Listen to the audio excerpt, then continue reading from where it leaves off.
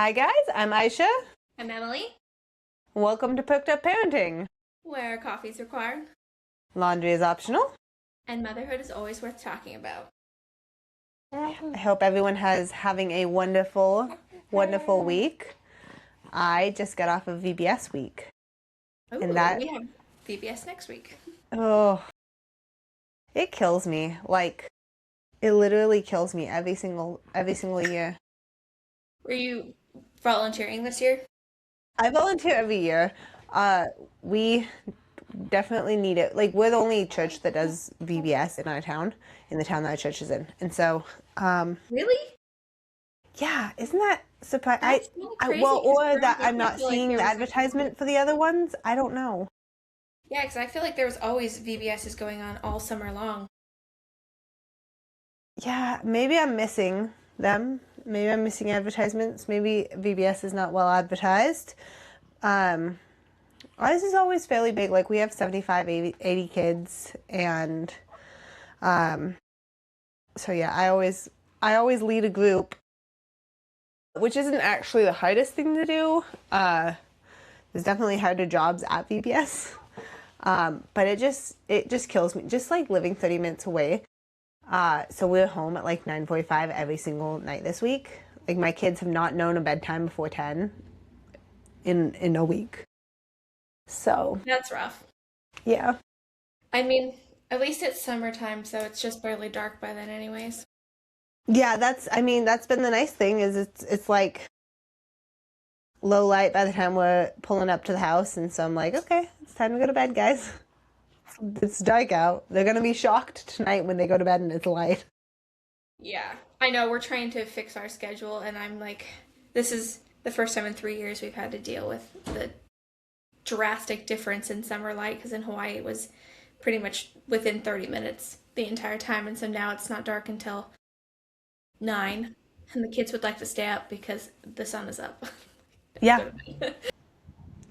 which we do later bedtimes in the summer naturally, anyways. But yeah, this was extreme. So I thought I was getting sick, but I always feel like I'm getting sick, and then it's just once I get a good night of sleep under me, um, I'm fine. So I indeed was not getting sick. I That is just needed like to sleep. So, the constant struggle. well, Oh man. today we're talking about contentment. This is such a kind of, I don't know, when we threw around the subject idea, it was kind of like contentment and like comparison, and there's a lot that goes into this subject, and I think the unfortunate part is it's not something that comes naturally. Like, it's absolutely something you have to cultivate. Mhm. Um, Yeah, I think it's something you have to constantly be catching yourself on too because it's so easy, even in like tiny things. I feel like we compare ourselves even to our children. Like they're yes, having fun while I'm doing this, or yeah. it's so easy to compare yourself in every single thing. Well, and that's so for context, I live in like, for those who don't know me, I live in an 1,100 square foot house. And I keep thinking, like, there was a time, I'm actually very happy with where we live now, but there was a time that I was like, if we just moved into a bigger house, if we just did this, if we did this, like, it would fix all of our issues, which our issues, we don't have issues, but like, I'm thinking it's just going to provide, like, it's that constant, like, what's the next step to more happiness? And, I don't know, about a year and a half ago, I came to this realization that even like if we moved into a bigger house, there would just be another step. Or I would probably look back on our current living situation and be like, oh, it was so much better. Like now I have these issues and I wish that I could go back and deal with these. Like there's always something that we think could be better. There's always greener grass somewhere else, and then we get there and it's never fulfilling. Yeah, same thing with the house. Like we just came from our house in Hawaii was 2,000 square feet, and I remember just being annoyed all the time that there was so much space to clean. And like it was too much. We just kept accumulating stuff because that's the other thing too is like the bigger your house is, the more you just try to fill it for some reason. Like so then we downsized and we moved into this house, which is I actually can't remember. It's either 13 or 15. But it's like would be considered very small for a family of soon to be 8. But it's a lot easier to clean and keep up with. That part's way easier. But then I find myself wishing we had storage space because even though we don't have a lot of stuff, we don't have the room for the stuff that we do have. But I also know we would just get more stuff. Yeah, then if you had storage, you'd get more stuff and you would wish that you had less stuff. Like, it's always a Yeah. constant, like, and if it's not, like, discontentment with, like, living situation, that's, like, discontentment with, like your work or, you know, sometimes I, like, sit and I'll be like, oh, man, I wish that I just, like, I had a little bit of an income that we brought in, or I wish that, but then I know if that was my reality, I would wish that I didn't have to, I had the freedom to not work at all. And so it's just like, I don't know, you mentioned when we were texting about this, like, we ask for more, we pursue more, and then we end up complaining about that one thing because then it became hard, or it introduced hardships and then there's something to complain about but we wanted it.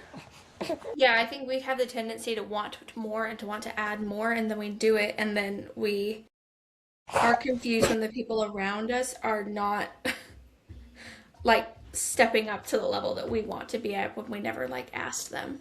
I think that's kind of what I was thinking about was like for example, if one of us got a full-time job, like we'd be like, okay, great, now we're contributing and we're doing this and we have more money to be doing whatever we want with. But like we just kind of expected that the other person is going to step up and like take over the job that we were doing, I guess. Yeah. And I mean, obviously it's their house and like everyone has to contribute and stuff, but I don't think that we think about what position that puts another person in when we want to take more and more. Yeah. Yeah. And it can be fun things too. Like there might be something like there's been fun things I've considered like, oh, I would love to go back to ice skating. I remember ice skating a ton when I was like in my early years of marriage, and I would go take classes twice a week. And yeah. I don't know this. Yeah, it was before I had kids. I took ice skating lessons and I loved it. I spent like 4 or 5 hours, not 4 or 5, like 2 or 3 hours every Saturday ice skating. And then I would go several nights a week to like open skate. I was like considering competing and I thought about that and I was like, man, that'd be fun to go back to. But then I was like, the realities of that kind of choice is, yes, it'd be fun for me. Yes, my kids would see me do something really cool and fun. But the realities are like nights away from my kids, increased workload, and like for my husband, which is fine, except that he already like works a full-time job. He comes home, he deserves to get to spend like time that's not like housework oriented with our children. Like he deserves, as I deserve, to get to do fun things with them. But like the amount of like, it'd be fun for me, but then the work and the increase in like how it just work that would take for us, I'd probably grumble about how hard it was and how I wished that, you know, it was easier to manage. And the reality is when you already have a full plate, if you're going to pick up something new, something else is going to drop off. So like if I picked up a fun thing like hobby ice skating again, it would mean nights away from my kids so that so I had childcare, or like, I don't know. It's just one of those things, like it's living situations where you wish you had something different, or like you choose to take on more responsibility, or even choosing to do something fun and big. It means like you're not really getting more, you're just like redistributing what you have. Yeah. Like That's a good way to look at it. you can never have like more than whole. Like in fraction, like you don't get more than a whole, you just get to divide that whole differently. So if you're going to, you know, if you're going to take up ice skating or train for something big or, you know, take up cooking classes or something, I don't know, whatever you do, you don't actually get more. You're just dividing it. So like, what's your priority of your time?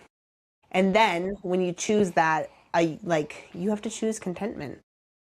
And you have to be totally willing to, oh, I don't know how I want to phrase this, but like once you choose to do one of these extra things, like you have to be okay with the work that comes along with it. Yeah. Because like if you're out of your house, like the reality is like things are not going to flow the way that they would if you were there. And so you're going to have to either fix that or be okay with it looking different. Yeah. This just made me think like I get kind of frustrated sometimes when we see women like, I mean, men can do this too, but predominantly I see women do this where they do pick up a hobby or a job or whatever they do outside of their home. And then they're like, okay, now my husband has to take over the house and the child care and like all this stuff. And they And want it done exactly like they do it. exactly how you do it. Yeah. And so there's this idea that's like, okay, well, he can't do it right. And so can he not do it right or can he not do it exactly how you want? And it's not like a incompetence thing Yeah. Oh, outside of yeah, it. no. And I'm not saying that there aren't people who, No, but you know what? I always am like, flip the script. Could we walk into our husband's jobs and do it the right way or the way that they do it? No, no. absolutely not. Yeah, I'd so have no idea. you have to choose. It's either going to get done your way and you're going to run your house the way you want it, or you be okay with it being different. And different doesn't mean it's worse, it's just different. Yeah. I mean, and I feel like efficiency is a state of mind. Like, I think that how I do things is efficient, but it might not be efficient to other people. Like, No, and I think that our husbands' brains work completely different than ours. Like, I mean, they're not wired to multitask the way that we do. I feel like they're no, like not at all. one single goal, get that done, move on to the next thing. Whereas we can do 20 things at one time. And you Just know what? If you shift your man, I come home in the winter when we have Awanas and I'm like out with all the kids and I'll come home and I'm like, dude, how are the kids not in bed? And you, like, what are you doing? And he's like, oh, we just hadn't gotten there yet. And I'm like, if he leaves me alone at night and I have all the kids are in bed by like 8 and I am sitting on the couch piked. And you know what it is? It's just a difference in how we've spent our time and what we are like have the capacity for. Because my husband at the end of the day has far more capacity for our children and their behavior than I do after spending the entire day with them. Like, I'm done at 8. My husband is like, let's stay up till 10 every night. Like, it's a dream for him. He's like, yeah, more time with the kids. And I'm like, But I've already I've spent the had whole time. day there. Well, then I was laughing because Cameron got home yesterday and he was gone for like 36 hours. So he got home and he was sitting on the couch talking to me, and the kids are, of course, so excited to see him, but he wanted to talk. So he's laying on the couch talking to me, and they are literally jumping on him, like jumping off his head, doing flips on him, and he's not missing a beat, just having a full conversation with me, not noticing that he's being Wild the capacity that they have when they're not with them 24/7. Although I will say Cameron has a way lower capacity for like managing like like misbehaviors. Like he Okay. does not handle that well. I was actually just having that same thought, which this is a completely different topic, but my husband also, like, he wants to spend time with them. Like, he gets home and he wants to spend time with our kids. His expectation of what the normal level of is completely just like an illusion. Yep. I can't, like, one of the kids something will happen and they'll cry over it, and he's like, why are they always crying? And I'm like, well, this is our baseline. So I always laugh when Cameron will like tell the 2-year-old to do something and she they doesn't don't do do it. it. And Yeah. he's like just saying it over and over. He's like, why doesn't she listen? I'm like, well, she's 2. So if you would like her to do something, you have to get up and do it with her.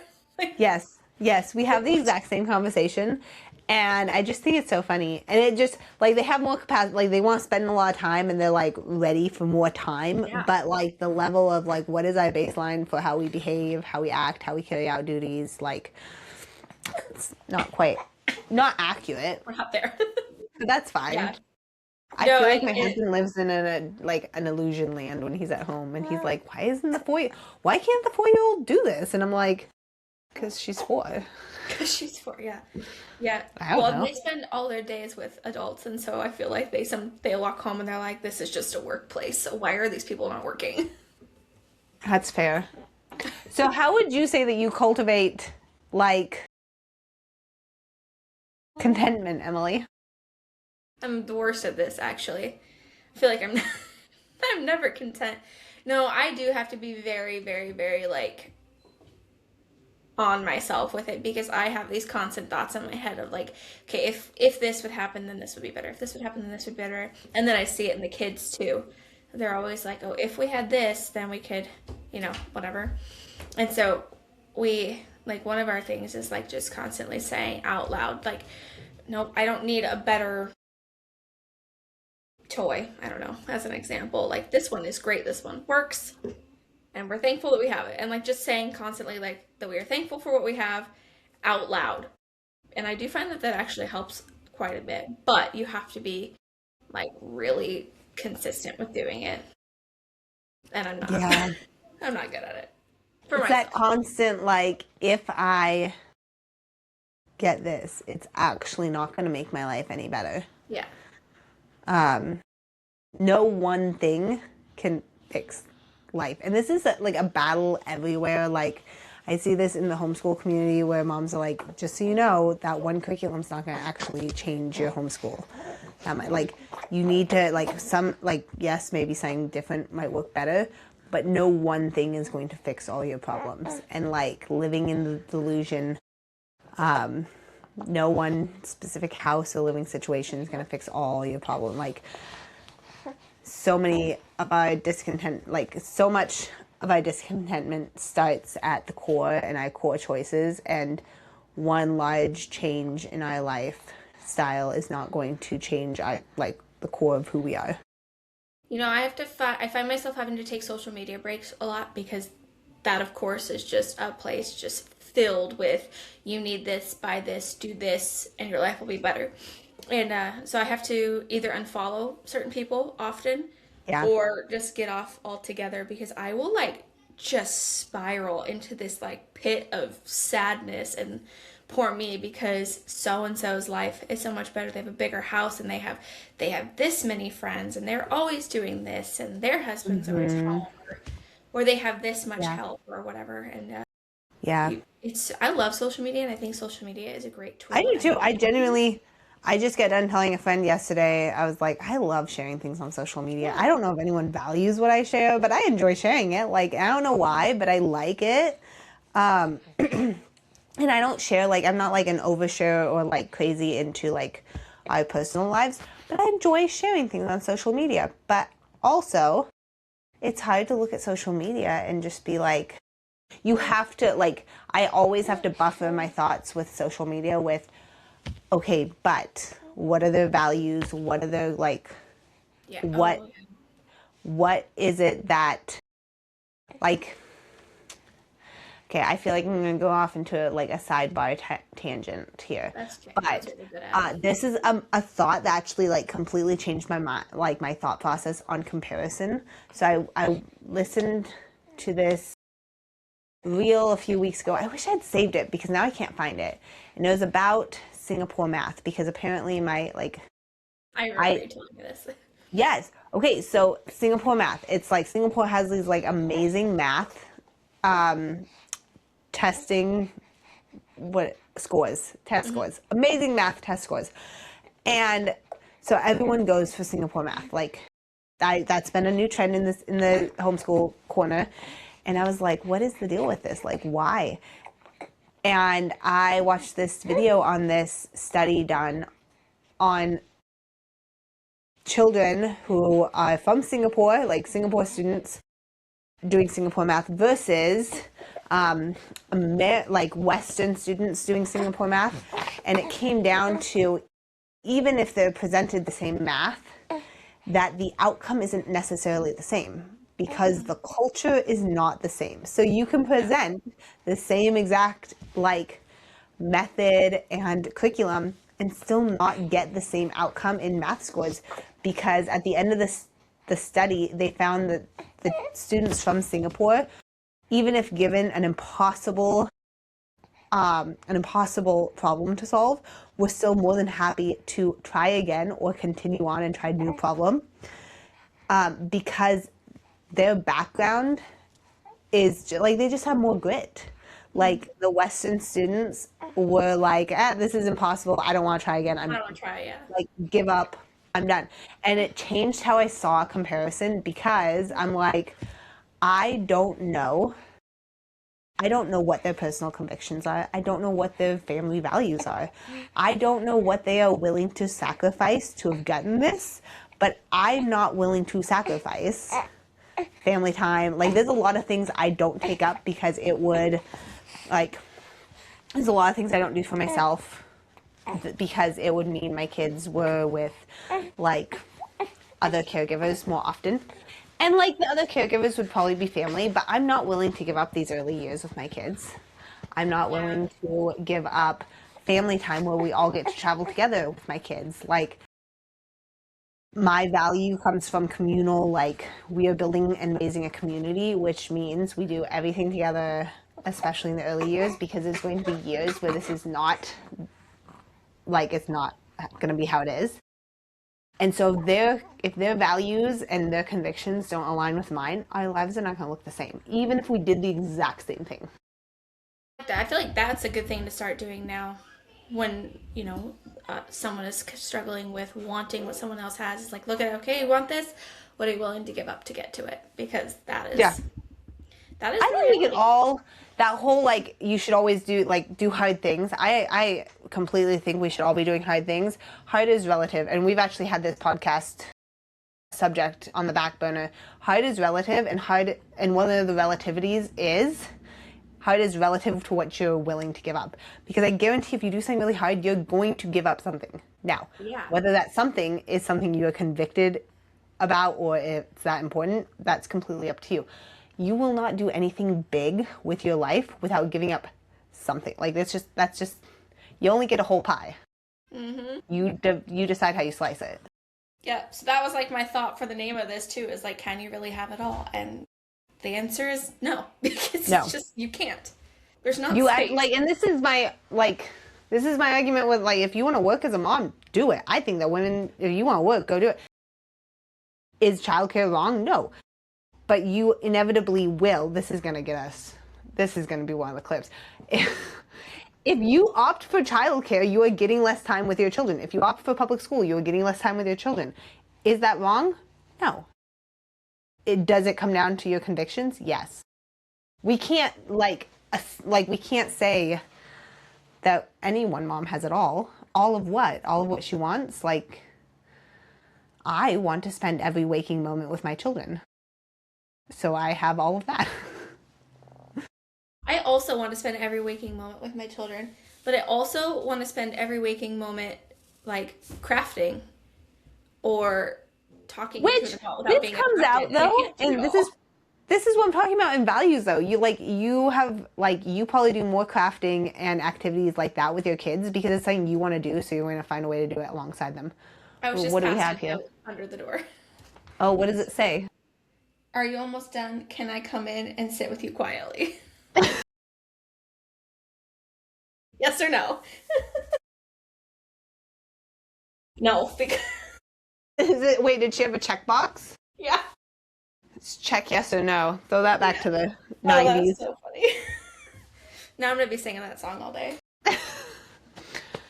No, that's when you presented the, like, should we talk about can you have it all? And I'm like, yeah, because nobody wants to hear no. You can't work a full-time job and be the primary caregiver of your child and be primary caregiver, as in you are spending the majority of their life bringing up, like, of their waking hours bringing them.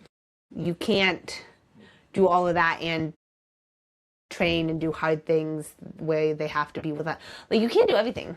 You just literally. I mean, is it wrong? No.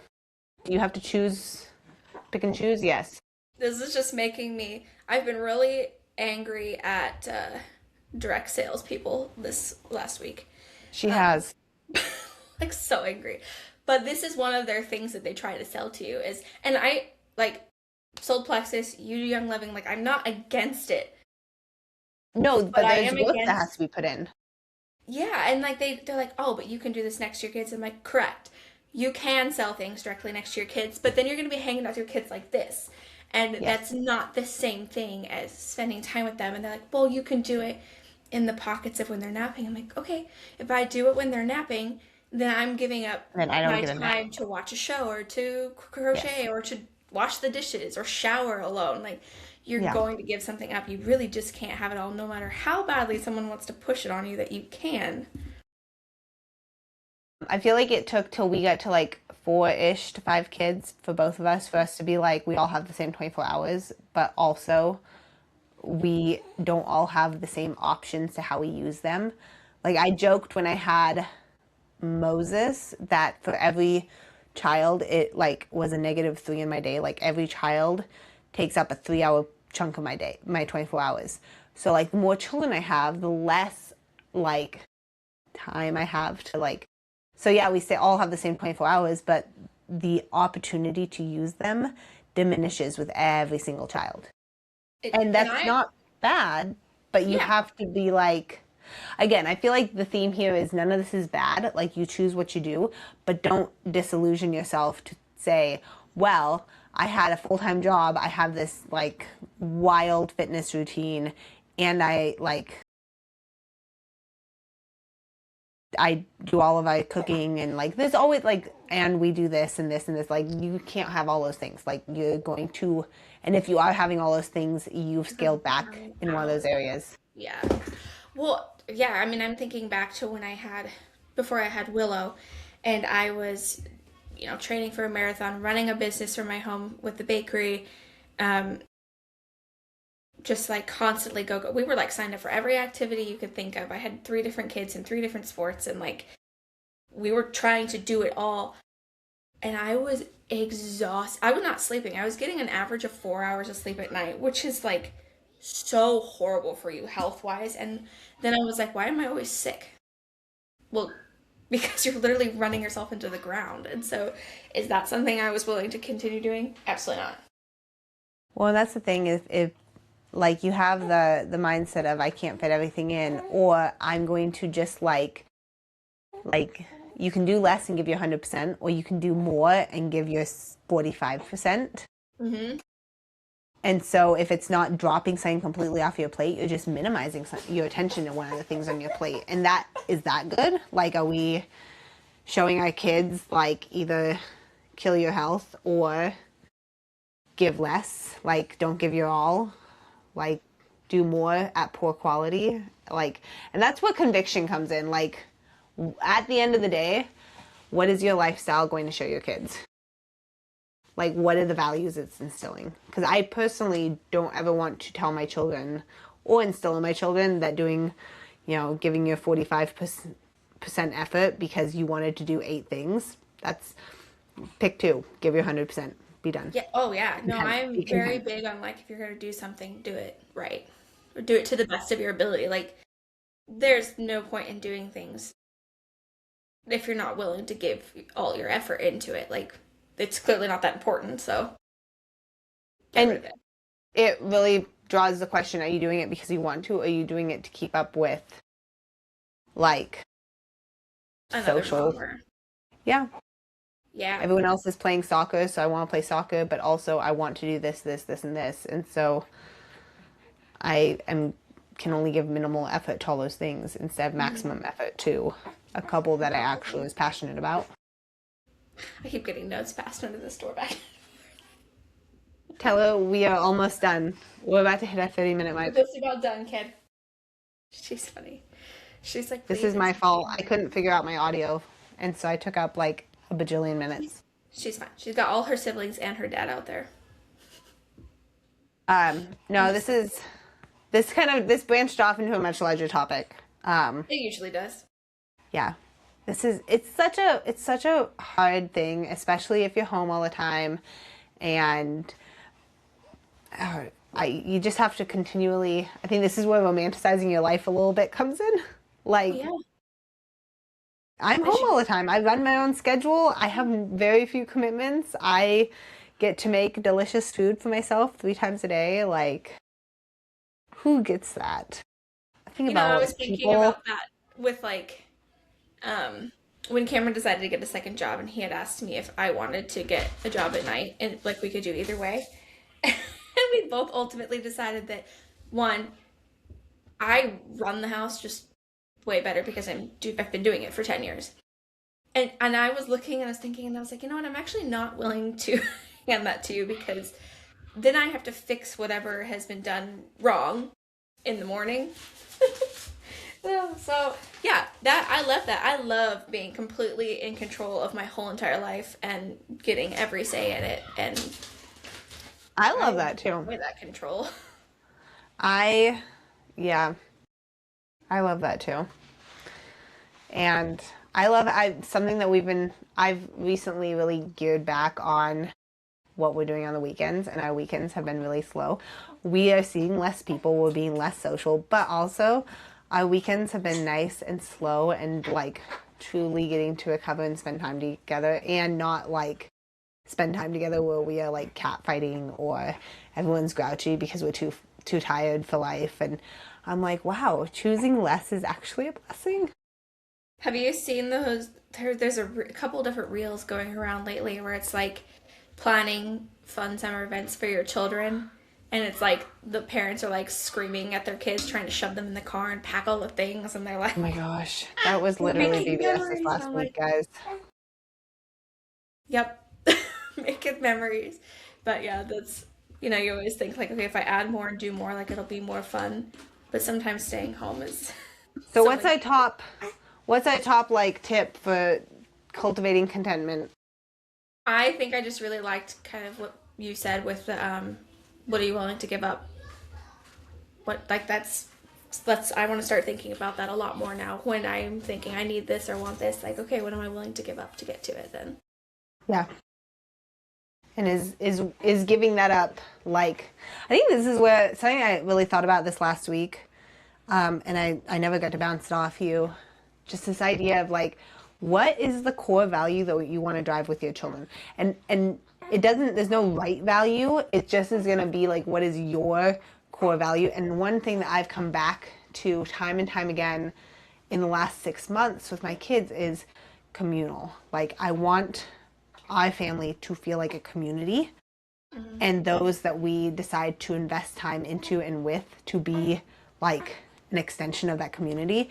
And so are my choices going to like, are they driving that community or are they taking away? Like, you need to have a core like family, not maybe word, maybe you want a core word for your family, but like a core value for your family, and then base your choices off of that. Because if you just have this like scope of things that you're like, yeah, I like this entire scope and this is kind of what we're raising our family around, if it's too broad, I feel like it's hard to make quick decisions. But when you have like in the last 6 months since I've been really hyper focused on like communal as of being our like foundation, I'm like, okay, does that drive community? No, it doesn't. So we're just not going to do that.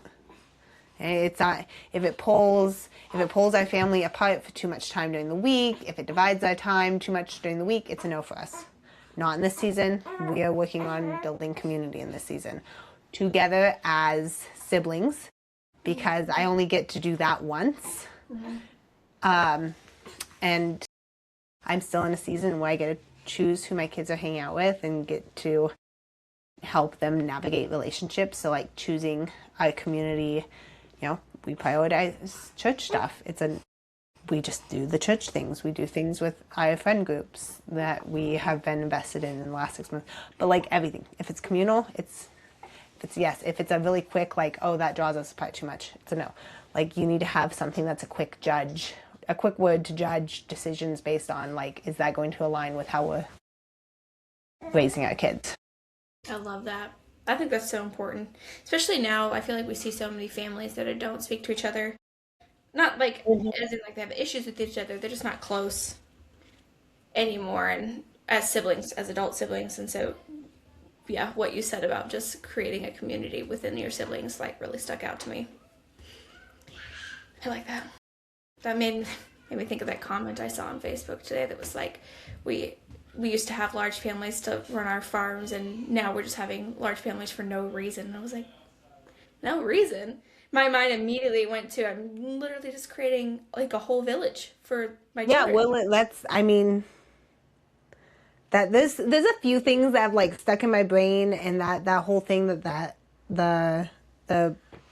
I shared it on one of our earlier episodes. I hope that episode got out and I'm not just referring to nothing. But that thing that the political commentator had talked Yeah. about how when we have kids so late and then only a few, we like lose the opportunity to have multi-generational family communities, because people are passing away before we have like multi-generational families. And so, if you're waiting till 35 plus to have kids, the likelihood that your parents are ever going to see great grandchildren is like slim to none, man. Oh, okay. This is not today's topic, but another topic for another time. I just saw someone talking about infantilizing, however you say that word, like younger adults, like 18 through like 25-year-olds. And it just, I got me so many thoughts. We have to talk about that sometime. Wait, like treating them as children? Yeah. Oh, yeah, this drives me insane because it's like, we talk about this like when it comes to predatory actions, like, oh, they're just children. But then like in other scenarios, we're like, they're a whole adult, they should get to choose this. And I'm like, okay, we need to choose whether they're children and they can't like make their own. Okay, like this, I'm in a fairly large, now we're getting heated, guys. I have a fairly large age gap with me and my husband. And Emily knows. I'm not going to talk about it because I don't care to what comes, like all of the comments. But it drives me insane because people are like we have this idea that unless you're like, if you're dating someone more than 2 years older than you, then even if you're an adult, like, oh, that's too much. Like this age gap's too big and you're too young to make those kind of decisions. But then there's other decisions that they're like, oh yeah, totally, you can make those decisions. Yep. No, even I mean, Cameron and I don't have an age gap. I'm getting married at 18 and 19 and then immediately having babies. People were like, you don't know what you're doing. This isn't going to last. This is going to blow up in your face. We're fine. Like, we were both capable adults when we decided to do this, and I still feel that way. But anyways, we really should talk about that sometime because I know. Oh, that subject drives me insane. Society has it's 100% based on what topic you're approaching, how much freedom we really want you to have. Yep. Oh, I feel it even with teenagers, like the way that we treat teenagers as if they are literally toddlers is, instead of like actual humans with brains. And then you get into the whole, like, I was just thinking the other day, we need to talk about, I would love to have a podcast just about like Charlotte Mason and how we've approached, like, gotten into it. Like, Charlotte Mason radicalized me on humans, like being whole people from the beginning. Whole people. And this is something that's really gotten me with all of the debate around like recent abortions, late term abortions. And what was it the other day that, oh no, it was yesterday, and I'm gonna get heated about this, when I saw a reel and the midwife was like, all your baby needs is food and sleep and a clean diaper from you, and other than that, go off and live your life as long as it's like they're getting those boxes checked from someone. And I was like, you would never say that to a wife who's saying, I have emotional needs that are not being met by my husband and he should listen to me more.